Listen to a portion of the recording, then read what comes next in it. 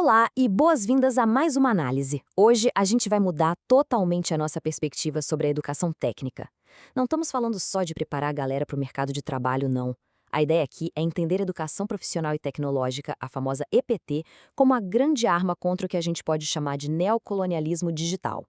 Então, apertem os cintos porque o que a gente vai destrinchar aqui muda completamente a regra do jogo sobre o que significa um país ser realmente independente no século XXI.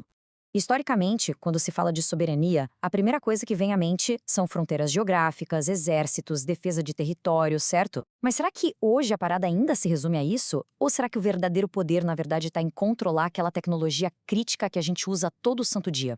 Vamos pensar juntos na vulnerabilidade gigantesca de uma nação inteira que confia de olhos fechados em tecnologia estrangeira para manter os próprios hospitais, redes elétricas e dados do governo funcionando. É de se pensar, né? Bom, para entender tudo isso, a nossa rota de hoje passa por 5 pilares bem diretos: a ilusão da independência, desmontar a caixa preta, inovação no chão de fábrica, gestão e viabilidade econômica e, para fechar, a IPT como um projeto de Estado. Então, vamos mergulhar de cabeça no nosso primeiro ponto, a ilusão da independência. Olha só, é super importante a gente entender que um país que fica só exportando matéria-prima bruta e importando tecnologia com um alto valor agregado vive, no fundo, uma independência de fachada. Sem dominar a técnica, a nação fica literalmente presa num ciclo sem fim de subordinação econômica. Acha que é livre, mas depende dos outros para manter o feijão com arroz da sua infraestrutura rodando. É exatamente aí que entra a famosa dependência da caixa preta. Isso rola quando setores essenciais, tipo energia ou comunicação, ficam totalmente reféns de hardwares e softwares que são patenteados lá fora. E o pior, não fazemos ideia de como eles funcionam por dentro. Quando um Estado não sabe o que rola dentro dessas caixas pretas, ele perde, na prática, a capacidade de tomar decisões por conta própria e acaba aceitando de cabeça baixa as regras dos fornecedores globais. Como o nosso material base deixa muito claro, o domínio da técnica é o que permite romper esse ciclo de subordinação econômica.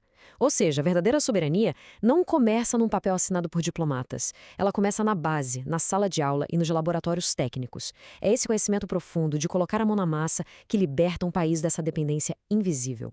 E isso nos leva à nossa segunda fase: desmontar a caixa preta através da engenharia reversa. Para a gente conseguir escapar dessa vulnerabilidade, precisamos de uma virada de chave enorme na forma como aprendemos. Não dá mais para só saber operar as máquinas. A gente precisa entender como elas são construídas. E a ferramenta de ouro para isso é a engenharia reversa.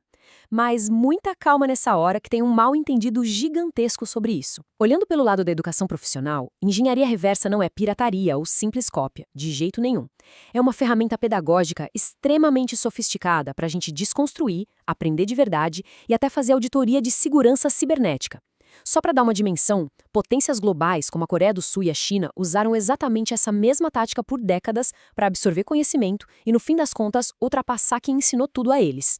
Vamos ver como isso se constrói na prática, passo a passo. O processo rola em 4 etapas super claras. Primeiro, a gente desconstrói a tecnologia que veio de fora. Segundo, a gente estuda a fundo para entender a lógica e os materiais que foram usados no design original. Terceiro, começamos a propor as nossas próprias soluções, adaptando tudo para a nossa realidade, seja para o nosso clima tropical ou para a nossa rede elétrica. E quarto, alcançamos a tão sonhada autonomia de manutenção. Imaginem só o desespero de ter uma linha de montagem inteira, gigantesca, parada por causa de uma única pecinha importada. Com a autonomia que estamos falando, hospitais e fábricas não precisam mais cruzar os braços, esperando meses por uma peça caríssima ou por um técnico gringo chegar. O resultado prático desse processo é uma mudança de mentalidade absurda. A gente deixa para trás aquela postura passiva de usuário, aquela pessoa que morre de medo de estragar a tecnologia importada e só aperta botões sem entender nada do mecanismo, e assume de vez a mentalidade de proprietário. O aluno, o técnico, passa a auditar os circuitos, questionar os processos e começa a ver aquele equipamento estrangeiro só como ponto de partida da brincadeira e nunca como um limite. Bom, agora vamos para o ponto 3, inovação no chão de fábrica e melhoria contínua. Quando essa nova mentalidade de proprietário ganha força, o conhecimento técnico fresquinho se choca com a prática do dia a dia, transformando de verdade a rotina de produção do país. E aqui tem uma diferença que precisamos colocar na mesa. Falou em inovação, a cabeça de muita gente já vai direto para o Vale do Silício, né? Aquela coisa de inovação radical, criar mercados que não existiam a partir do absoluto zero. Mas o foco real da EPT é a inovação incremental. É aquele aperfeiçoamento constante, suando a camisa para melhorar processos e produtos que já estão rodando dentro da fábrica. Para a vida real das pequenas e médias empresas, esse é, de longe, o caminho mais rápido e inteligente para fazer a produtividade decolar. A grande sacada da inovação incremental é genial de tão simples. Pequenos ajustes num maquinário ou num software acabam gerando economias de escala que são massivas, além de promoverem a sustentabilidade verde. Profissionais com essa bagagem técnica são, na essência, verdadeiros solucionadores de problemas. Eles estão lá no chão de fábrica, de olho, percebendo exatamente onde está vazando energia ou onde a logística está engasgando. Essa inteligência aplicada no dia a dia prolonga a vida das máquinas e acaba com aquela necessidade de estar o tempo todo comprando tecnologia nova de fora. Passando agora para o ponto 4 da nossa jornada, gestão e viabilidade, que é o que sustenta toda essa inovação. A verdade nua e crua é que ter a engenharia mais brilhante do mundo não serve para muita coisa se não rolar uma aplicação estratégica nos negócios. A soberania tecnológica precisa, obrigatoriamente, ser financeiramente viável para parar em pé no mundo real. É como se a gestão fosse o sistema operacional de toda essa soberania. Pensa na logística, por exemplo. Ela afina as cadeias de suprimentos e blinda o país contra crises globais. A gestão financeira atua como um salva-vidas para as empresas de tecnologia sobreviverem àquele famoso vale da morte do empreendedorismo.